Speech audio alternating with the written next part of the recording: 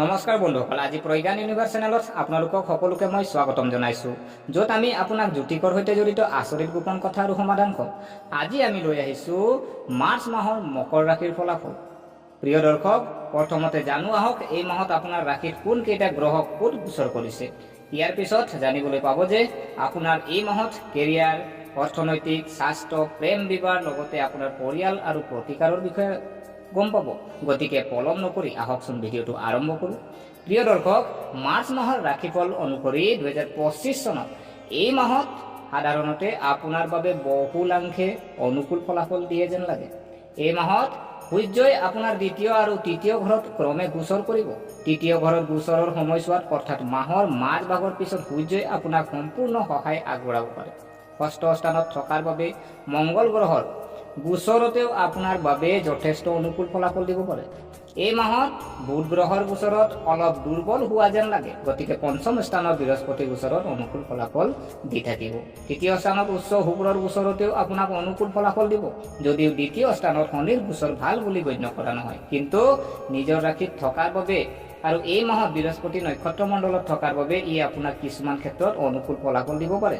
ৰাহুৰ গোচৰত আপোনাৰ বাবে অনুকূল হ'লেও কেতুৰ গোচৰতো আপোনাৰ বাবে অলপ দুৰ্বল ফলাফল দিব পাৰে। অৰ্থাৎ সাধাৰণতে মাৰ্চ মাহে বেছিভাগ ক্ষেত্ৰতে আপোনাৰ বাবে অনুকূল ফলাফল দিয়া যেন লাগে। তাৰ তুলনাত মাহৰ দ্বিতীয়াৰ্ধত তুলনামূলকভাৱে উন্নত ফলাফল দিব পাৰে।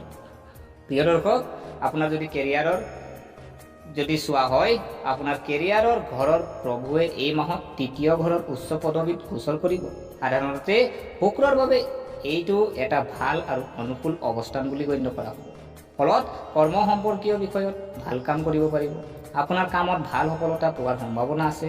বিশেষকৈ যিসকল লোকৰ কাম বা চাকৰি ভ্ৰমণৰ লগত জড়িত বা যিসকল ক্ষেত্ৰত কাম আছে, তেনে লোকে এই মাহত আৰু ভাল ফলাফল লাভ কৰিব পাৰে। আপোনাৰ সহকৰ্মী আৰু সহযোগীসকলে আপোনাৰ কামত সম্পূৰ্ণ আন্তৰিকতাৰে সহায় কৰিবলৈ চেষ্টা কৰিব। সাধাৰণতে ব্যৱসায়ৰ সৈতে জড়িত বিষয়ত অনুকূল ফলাফল পোৱাৰ সম্ভাৱনা থাকে। সেয়ে ব্যৱসায়তো আপুনি ভাল কাম কৰিব পাৰিব। কিন্তু ব্যৱসায়ৰ মূল কাৰক বুধ এই মাহত দুৰ্বল হৈ পৰিছে, গতিকে সৰু সৰু অসুবিধা দেখা যাব পাৰে। কিন্তু বুধ গ্ৰহৰ হীনমন্যতাও বিলীন হৈ আহিছে, সেয়ে অসুবিধাৰ পিছত সফলতা লাভ কৰাৰ সম্ভাৱনা আছে। যদি আপোনাৰ যোগাযোগৰ শৈলী অতি পৰিষ্কাৰ আৰু স্পষ্ট হয়, তেন্তে ফলাফল আৰু ভাল হ'ব। গতিকে নিজৰ আত্মবিশ্বাস বজাই ৰাখি যিকোনো কাম বা চুক্তি সভ্য পদ্ধতিৰে কৰিলে ভাল ফলাফল লাভ কৰিবলৈ সক্ষম হ'ব। আনহাতে নিয়োজিত লোকে এই মাহত মিশ্ৰিত ফলাফলৰ লাভ কৰিবলৈ সক্ষম হ'ব।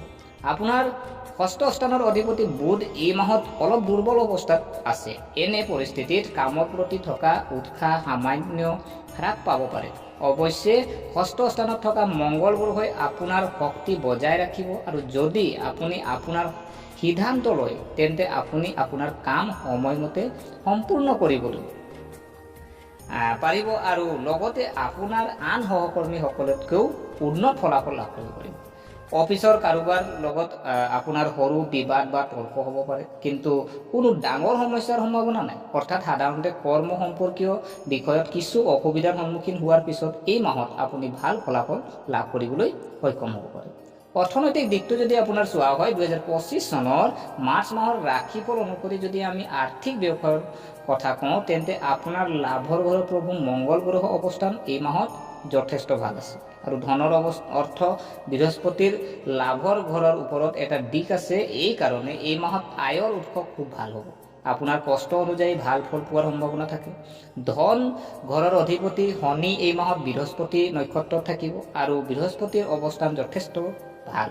শনিও তুলনামূলকভাৱে উন্নত ফলাফল দিব বিচৰাটো স্বাভাৱিক। যদিও দ্বিতীয় স্থানত শনিৰ গোচৰত ভাল বুলি গণ্য কৰা নহয়, আৰু মাহৰ প্ৰথম অংশত সূৰ্য আৰু শনিৰ সংযোগ ভাল নহয়। শনিৰ যোগ হোৱাত এটা দুৰ্বল বিন্দু যদিও তথাপিও তুলনামূলকভাৱে এই মাহত আপুনি সঞ্চয়ৰ ক্ষেত্ৰত ভাল কৰিব পাৰিব। বিশেষকৈ মাহৰ দ্বিতীয়াৰ্ধত আপোনাৰ সঞ্চয়ৰ গ্ৰাফ আৰু ভাল হ'ব পাৰে। ধন সম্পত্তিৰ কাৰক বৃহস্পতিৰ স্থিতিও অতি ভাল, যি উপাৰ্জনত সহায়ক হোৱাই নহয়, সঞ্চয়তো আপোনাৰ বাবে সহায়ক হ'ব পাৰে। সঞ্চিত ধন সুৰক্ষিত ৰখা আৰু সঠিক ঠাইত বিনিয়োগ কৰা ইত্যাদি বিষয়ত আপোনাক সহায় কৰিবলৈ বৃহস্পতি সাজু যেন লাগে। এইদৰে এই মাহত অৰ্থাৎ 2025 চনৰ মাৰ্চ মাহত আপুনি বিত্তীয় বিষয়ত গড়তকৈ ভাল ফলাফল পাব পাৰে। অৰ্থাৎ এই মাহত আপুনি বিত্তীয় বিষয়ৰ সন্দৰ্ভত সন্তোষজনক ফলাফল লাভ কৰিবলৈ সক্ষম হ'ব। আৰু যদি আমি চাওঁ স্বাস্থ্য যদি চোৱা হয়, আপোনাৰ 2025 চনৰ মাৰ্চ মাহৰ ৰাশিফল অনুসৰি মাৰ্চ মাহটোৱে আপোনাক স্বাস্থ্যৰ দৃষ্টিকোণৰ পৰা তুলনামূলকভাৱে উন্নত ফলাফল দিয়াৰ ইংগিত দিছে। আপোনাৰ লগ্ন বা ৰাশিৰ অধিপতি শনি দ্বিতীয় স্থানত আছে। এনেতে সাধাৰণতে এই পৰিস্থিতিত ভাল নহয়। তাৰ ওপৰত শনি মাহটো প্ৰথম অংশত দহন হৈ থাকিব, কিন্তু বৃহস্পতি নক্ষত্ৰ মণ্ডলত থকাৰ বাবে শনিয়ে এই মাহত বহু পৰিমাণে ইতিবাচক ফলাফল দিবলৈ চেষ্টা কৰিব। ষষ্ঠ স্থানত মংগল গ্ৰহৰ গোচৰ হোৱাত স্বাস্থ্য সম্পৰ্কীয় বিষয়টো সহায় কৰিব। অৰ্থাৎ আপোনাৰ ৰোগ প্ৰতিৰোধক ক্ষমতা শক্তিশালী কৰি ৰোগ প্ৰতিৰোধক ক্ষমতা বৃদ্ধি কৰি আপোনাৰ স্বাস্থ্য বজাই ৰাখিবলৈ চেষ্টা কৰিব। প্ৰথম ঘৰত বৃহস্পতিৰ দিশটো এই বিষয়ত সহায়ক হ'বলৈ গৈছে আৰু এই সকলোবোৰ অৱস্থাই স্বাস্থ্য তুলনামূলকভাৱে ভাল কৰি ৰাখিব বিচাৰিব। অৰ্থাৎ আগতে যদি আপোনাৰ স্বাস্থ্য সম্পৰ্কীয় কোনো সমস্যা হৈছিল তেন্তে এই মাহত আপুনি সকাহ পাব পাৰে, কিন্তু নতুন ডাক্তৰক লগ পালে আপুনি ভাল সকাহ পাব। এই মাহত কোনো নতুন স্বাস্থ্যজনিত সমস্যাৰ সৃষ্টি হোৱাৰ সম্ভাৱনা যেন নাই। এই মাহৰ প্ৰথম মাৰ্ধত স্বাস্থ্যৰ কাৰক সূৰ্যৰ অৱস্থাৰ বৰ ভাল নহয় যদিও মাহৰ দ্বিতীয়াৰ্ধাত সূৰ্যৰ অৱস্থান যথেষ্ট ভাল হৈ পৰিব। এইদৰে মাহৰ সিটো পাৰে সূৰ্যেও আপোনাৰ স্বাস্থ্য ৰক্ষাৰ দায়িত্ব লৈছে। এনে পৰিস্থিতি সাধাৰণতে এই মাহত আপোনাৰ স্বাস্থ্য তুলনামূলকভাৱে ভাল হ'ব আৰু কোনো ডাঙৰ স্বাস্থ্যজনিত সমস্যাৰ সম্ভাৱনা নাই। বিশেষকৈ নতুন স্বাস্থ্যজনিত সমস্যাৰ সৃষ্টি নহ'ব যদিও আপুনি আপোনাৰ খাদ্য অভ্যাস সুষম কৰি ৰাখে তেন্তে আপোনাৰ স্বাস্থ্য সাধাৰণতে অনুকূল হৈ থাকিব। প্ৰিয় দৰ্শক, ইয়াৰ পিছত যদি আমি চাওঁ প্ৰেম আৰু বিবাহ, হয় 2025 চনৰ মাৰ্চ মাহৰ ৰাশিফল অনুসৰি যদি আপোনাৰ প্ৰেম সম্পৰ্কৰ কথা কওঁ তেন্তে এই মাহত আপোনাৰ পঞ্চম ঘৰত প্ৰভু শুক্ৰ স্থান অতি ভাল, যিয়ে আপোনাৰ প্ৰেমৰ সম্পৰ্কত ভাল সামঞ্জস্য দিব। ইজনে সিজনৰ লগত মজা আৰু বিশ্বাস সুযোগ পাব আৰু ভ্ৰমণলৈ যোৱাৰ সুযোগো পাব পাৰে। যদি আপোনালোক মানুহৰ পৰা সিজনে সিজনৰ পৰা আঁতৰত থাকে তেন্তে কোনোবা নহয় কোনোবা অজুহাতত আপুনি হয়তো সিজনে সিজনক লগ পোৱা আৰু দেখাৰ সুযোগ পাব পাৰে। কাৰণ শুক্ৰ গ্ৰহ প্ৰেমৰ গ্ৰহ। আপোনাৰ ক্ষেত্ৰত শুক্ৰৰ দুটা দায়িত্ব আছে আৰু শুক্ৰই দুয়োটা দায়িত্ব অতি ভালদৰে পালন কৰিব, গতিকে ভাল ফলাফল পোৱাৰ সম্ভাৱনা ভাল। পঞ্চম স্থানত বৃহস্পতিৰ গোচৰতেও সাধাৰণতে অনুকূল ফলাফল দিবলৈ চেষ্টা কৰিছে। তাৰ ওপৰত বৃহস্পতি আপোনাৰ সপ্তম ঘৰৰ প্ৰভু চন্দ্ৰ নক্ষত্ৰ মণ্ডলত থাকিব, যিয়ে প্ৰেমৰ সম্পৰ্কত আৰু অধিক বিশ্বাস প্ৰদানৰ কাম কৰিব পাৰে। প্ৰেম বিবাহ কামনা কৰা মানুহৰ প্ৰেমৰ সম্পৰ্ক আৰু ভাল হ'ব পাৰে। প্ৰেমৰ বিবাহৰ উপায়ো বিচাৰি পাব পাৰে। যদি আমি বিবাহিত জীৱন অৰ্থাৎ দম্পতি সুখৰ কথা কওঁ তেন্তে এই মাহত এই বিষয়ত সাধাৰণতে অনুকূল ফলাফল পোৱাৰ সম্ভাৱনা আছে। কোনো পদ্ধতিৰে সপ্তম স্থানত দীৰ্ঘম্যাদী নেতিবাচক প্ৰভাৱ নপৰে। শুক্ৰ আৰু বৃহস্পতি আপোনাৰ পক্ষত ভগৱান মংগল গ্ৰহৰ অৱস্থাও ভাল। এই সকলোবোৰ কাৰণতে বিবাহিত জীৱনত সাধাৰণতে অনুকূল হ'ব। অৱশ্যে দ্বিতীয় স্থানত গ্ৰহবোৰ অৱস্থান বিবেচনা কৰিলে মধুৰ শব্দ ব্যৱহাৰ কৰাটো প্ৰয়োজনীয় হ'ব। সভ্য আৰু কোমলভাৱে যোগাযোগ কৰিলে তাৰ ফল আৰু ভাল হ'ব। অৰ্থাৎ সাধাৰণতে এই মাহত প্ৰেম আৰু বৈবাহিক বিষয়ত অনুকূল ফলাফল লাভ কৰিবলৈ সক্ষম হ'ব। পৰিয়াল দৃষ্টিকোণ যদি আমি চোৱা হয় 2025 চনৰ মাৰ্চ মাহৰ ৰাশিফল অনুসৰি সাধাৰণতে আপুনি মাৰ্চ মাহত পাৰিবাৰিক বিষয়ত মিশ্ৰিত কিন্তু তুলনামূলকভাৱে উন্নত ফলাফল পাব পাৰে।